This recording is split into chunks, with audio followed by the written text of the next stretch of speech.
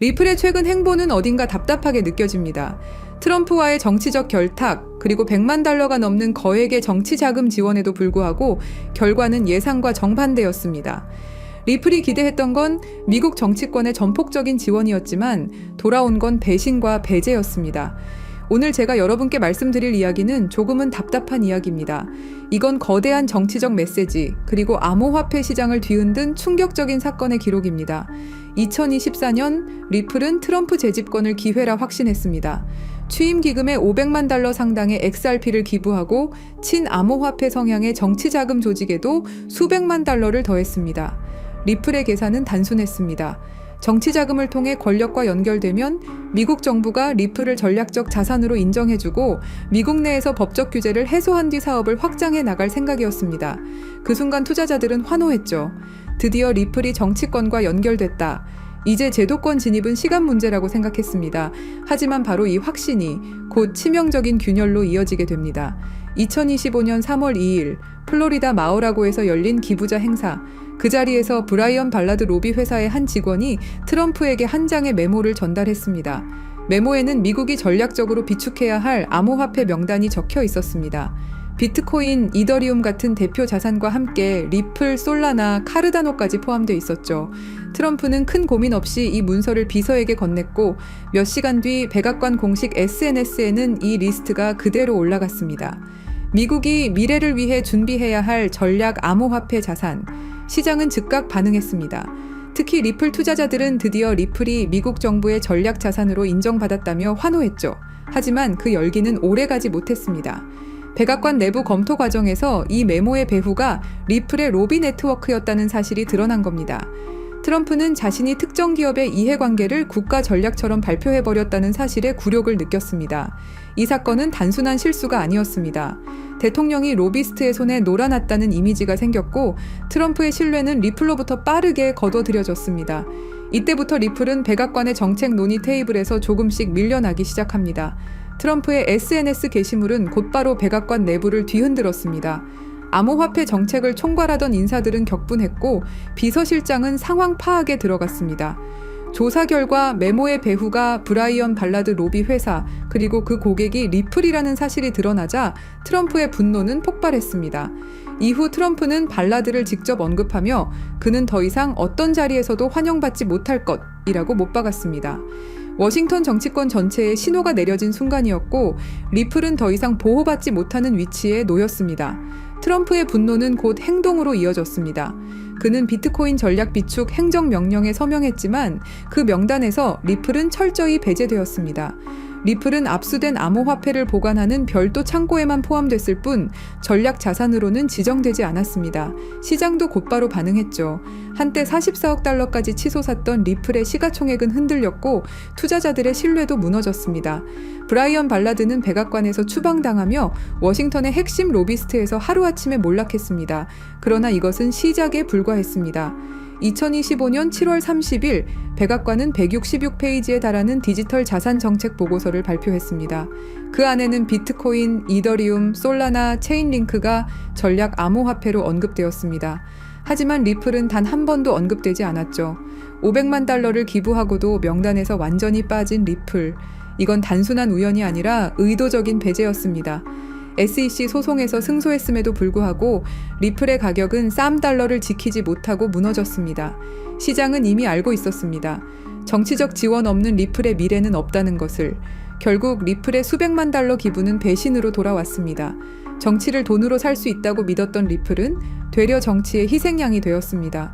정치와 암호화폐가 만났을 때 벌어지는 현실은 냉혹합니다. 돈으로 시작된 관계는 결국 배신으로 끝날 수밖에 없죠. 그런데 이야기는 여기서 끝나지 않습니다. 리플이 철저히 배제된 그 순간 세간에 잊혔던 이름이 다시 등장합니다. 아서 브리토. 그는 무려 7년 만에 돌아왔습니다. 워싱턴과 월가의 권력자조차 그의 행방을 알 수 없었던 인물.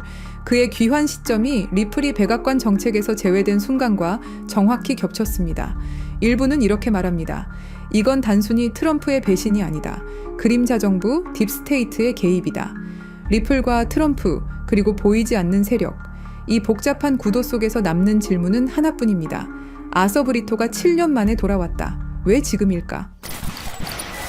2011년 세상에 공개된 리플의 백서, 그 백서를 쓴 인물 바로 아서 브리토입니다.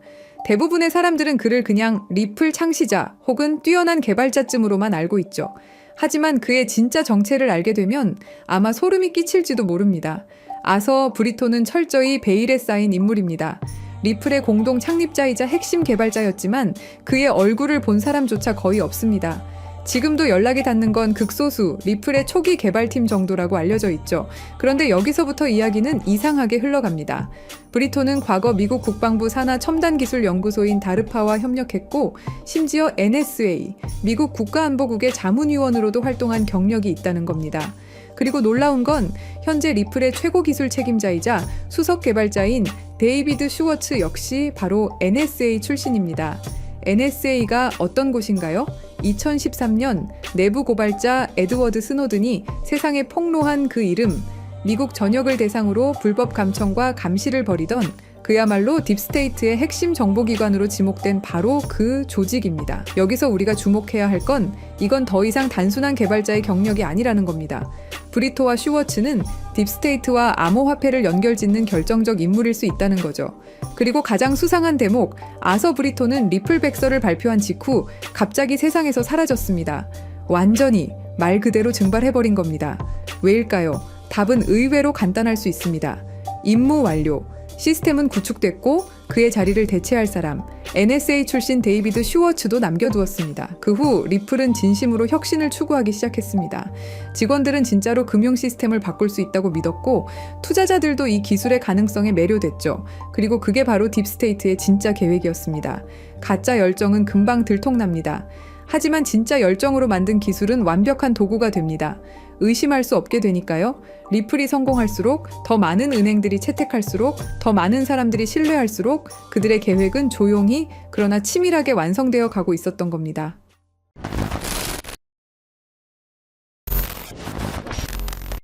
사실 리플의 구조는 처음부터 뭔가 이상했습니다. 리플은 RPCA라는 방식으로 거래를 처리합니다. 쉽게 말해 전체 검증자 중 80%가 오케이 해야 거래가 승인되는 구조죠. 그런데 여기서 중요한 개념이 있습니다. 바로 UNL. 이게 무슨 말이냐면 믿을 수 있는 검증자 리스트를 따르는 구조라고 보시면 됩니다. 문제는 그 리스트를 누가 정하느냐는 거죠. 바로 기존 권력자들이 정합니다. 새로 들어오고 싶다면 허락을 받아야만 들어올 수 있습니다. 겉보기엔 마치 모두가 자유롭게 참여하는 개방된 시장 같지만 속을 들여다보면 결국 소수의 권력자들만 투표하는 시스템이죠. 국민 투표합니다 라고 해놓고 미리 짜인 대표들만 투표권을 갖고 있는 구조와 다를 바 없는 겁니다. 이 구조 자체가 딥스테이트가 설계한 통제 시스템일 가능성이 있다는 게 저의 생각입니다. 그리고 딥스테이트는 리플에게 계획적으로 시련을 주는데요. 바로 SEC의 소송이죠. 여기서 잘 한번 생각해 보시면 SEC는 수천 개가 넘는 코인들 중에 왜 하필 리플에게 소송을 걸었을까요? 이건 단순한 규제가 아니라 치밀하게 짜여진 스토리일지도 모릅니다. 리플은 정부와 맞서 싸우는 암호화폐다라는 이미지를 심어주는 거죠. 그래야 사람들에게 리플은 정부와 싸우는 코인이다라는 이미지를 심을 수 있으니까요. 그리고 여러분도 아시다시피 리플의 승리로 인해서 정부를 이긴 영웅처럼 포장되죠. 그렇다면 딥스테이트는 이 모든 시나리오를 어떤 힘이 있길래 가능하게 할 수 있었던 걸까요?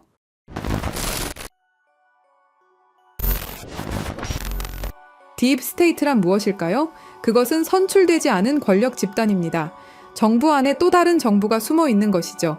대통령이 바뀌어도 정권이 바뀌어도 그들은 그 자리에 남아 실제 권력을 쥐고 흔들어댑니다. 그렇다면 그들은 누구일까요? 지금까지 딥스테이트로 거론되는 인물들은 크게 5가지로 분류됩니다. 첫째, 30년 넘게 정부에 몸담은 영구직 고위 관료들입니다. 둘째, CIA, NSA, FBI 등 정보기관의 실세들이 있죠. 셋째, 달러를 찍어내는 연방준비제도, 이사회 임원들입니다. 넷째, 10조 달러를 움직이는 월스트리트 거대 자산운용사들이 있고요. 다섯째, 전쟁을 통해 이익을 얻는 군산복합체 경영진들이 있습니다. 이들의 공통점은 뭘까요? 정권이 바뀌어도 자리를 지키며 진짜 게임을 조종한다는 것입니다. 트럼프가 와도 바이든이 와도 다시 트럼프가 와도 그들은 여전히 그 자리에 있습니다. 그리고 지금 그들의 목표는 현금을 완전히 없애고 모든 거래를 추적 가능한 디지털 화폐로 바꾸는 것입니다.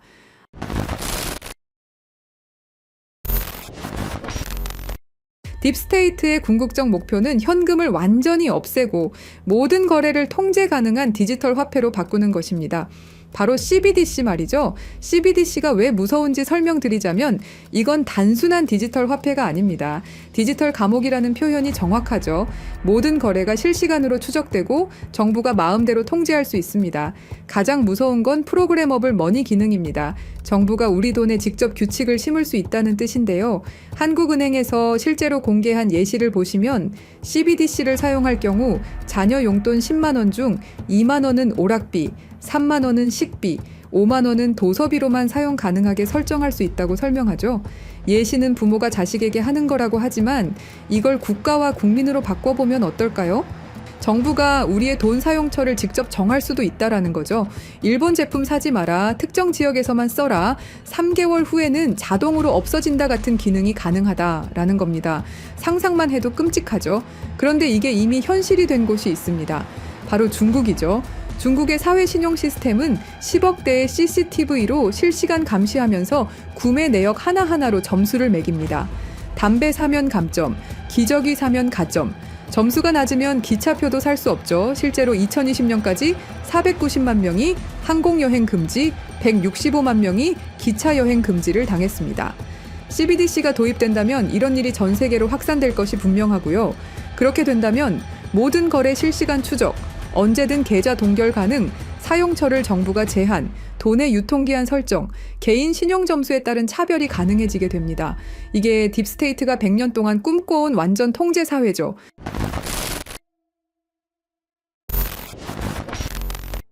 하지만 예상치 못한 변수가 나타났습니다. 미국의 대통령이죠.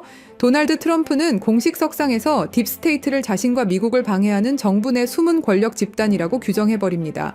그리고 워싱턴의 기득권 정치 세력과 정보기관들이 뒤에서 조종하며 정책을 방해하고 각종 수사를 만들어낸다고 발언하죠.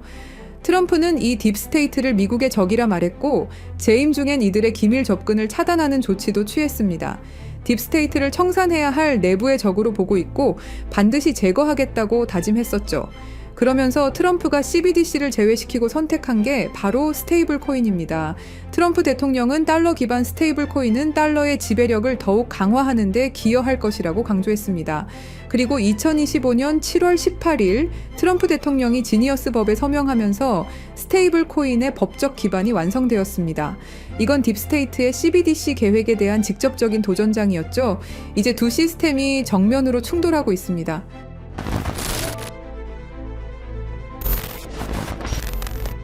그래서 저희 팀은 지금 이 상황을 기회로 바꾸려고 합니다. 리플은 CBDC에 관련된 모든 프로젝트를 중단했고 공식 홈페이지에서 전면에 내세우던 CBDC 파트너십은 삭제됐죠. 그리고 스테이블 코인을 출시했습니다. 트럼프 정부의 반 CBDC 정책으로 인해서 딥스테이트의 계획은 당분간 조용히 때를 기다릴 것으로 예상됩니다. 하지만 이게 끝이 아닙니다. 오히려 스테이블 코인 시장으로의 대대적인 자금 이동이 시작될 것이다 라는 판단입니다. 크립토 퀀트에 따르면 달러 기반 스테이블 코인 시장은 지난 1년간 46% 성장했고 세계 최대 스테이블 코인 발행사 테더는 작년에만 130억 달러, 한화로 19조 원의 순이익을 기록했습니다. 그리고 글로벌 투자은행 번스타인은 스테이블 코인 시장이 내년까지 5천억 달러에 도달할 것으로 전망했죠. 이건 지금 시장 대비 4배 이상의 성장을 의미합니다. 그렇다면 스테이블 코인 급성장 시 최대 수혜주는 어떻게 될까요? 여기서 핵심은 스테이블 코인이 폭발적으로 성장할 때 그 생태계를 뒷받침하는 다양한 인프라들이 함께 급등할 것이라는 점입니다. 주목해야 할 플레이어들은 정해져 있습니다. 직접적으로 보자면 서클, 테더, 월드리버티 파이낸셜이 있겠죠. 하지만 투자자 입장에서는 다른 관점을 생각해 봐야 됩니다. 인프라 생태계, 여기가 진짜 핵심이라고 할 수 있습니다. 스테이블 코인 거래량이 폭발하게 되면 뒷받침할 다양한 블록체인 생태계에 대한 수요가 기하급수적으로 증가할 겁니다. 현재 주류 체인들로는 절대 감당할 수 없는 수준의 거래량이 몰려오겠죠. 그때 필요로 하는 블록체인 기술은 고성능 레이어 1, 블록체인을 통한 대용량 거래 처리 능력, 레이어 2, 사이드체인 같은 확장 솔루션, 분산형 거래소 프로토콜, 디파이 네트워크, 브릿지 프로토콜 등이 있습니다. 느낌이 오셨나요? 우리는 이 흐름으로 최대 수혜를 받을 수 있는 프로젝트에 투자를 해야 됩니다. 이 중에서도 특히 주목해야 할 프로젝트가 바로 입니다. 이 코인은 지금 어떤 상호 운용성 제공업체보다도 더 많은 블록체인을 연결하고 있고 그 격차는 계속 벌어지고 있습니다. 서클과 같은 주요 기업들과의 파트너십을 통해 USDC와 EURS의 크로스체인 전송을 이미 지원하고 있죠. 파이어블락의 데이터에 따르면 2024년 스테이블 코인은 플랫폼 거래량의 거의 절반을 차지했으며 전 세계 USDC와 USDT 거래량의 상당량이 이미 이 코인을 통해 라우팅되고 있습니다. 이 코인은 30개 이상의 주요 메이저 네트워크를 연결하고 연결된 체인의 수정이 필요 없다는 큰 장점이 있습니다. 전 세계 굵직한 은행 금융기관들과 파트너십은 당연한 이야기죠. 글로벌 블록체인 상호 운용성 시장은 연간 25%에서 30% 성장하여 2030년까지 수십억 달러 규모에 달할 것으로 예상됩니다. 스콧 베센트 재무장관이 공식적으로 언급한 수조 달러 규모의 미국 국채 수요는 스테이블 코인 담보로 들어갈 국채 수요를 의미합니다. 이건 단순한 예측이 아닌 미국 정부의 공식 계획이며 스테이블 코인 시장의 기하급수적 성장을 의미합니다. 결국 이것은 단순한 투자 기회를 넘어서 우리가 어떤 미래에 베팅할 것인가의 문제입니다. 딥스테이트의 완전 통제 시스템은 트럼프로 인해 긴 휴식기에 들어갈 겁니다. 스테이블 코인이 CBDC를 완전히 대체하는 시나리오에서 그 막대한 생태계를 구성하는 핵심 인프라 프로젝트들이 상상을 초월하는 성장을 보일 것은 분명하죠. 스테이블 코인 생태계의 폭발적 성장과 함께 이 코인이 어떤 역할을 할지 함께 지켜보면 좋겠습니다. 그래서 이 중요한 정보를 구독자 여러분께 공유해 드리려고 하는데요. 공유 드리기 전에 아직도 안 누르셨다면 구독과 좋아요로 저희 채널에 힘을 더해 주시길 부탁드리겠습니다. CBDC는 통제 사회로 가는 지름길이고 개인의 금융 자유를 제한하는 프로젝트입니다. 우리는 어떻게든 막아내야 합니다. 그렇다면 우리 개인들이 할 수 있는 일은 뭘까요? 스테이블 코인 시장의 발전에 관심을 갖고 신중하게 참여하는 것입니다. 댓글에 기회라고 남겨주시고 010-3378-6658로 기회라고 문자 보내주시는 분들에 한해서 구독자분인 거 확인하고 이 코인의 정보 한 분도 빠짐없이 공유 드리도록 하겠습니다.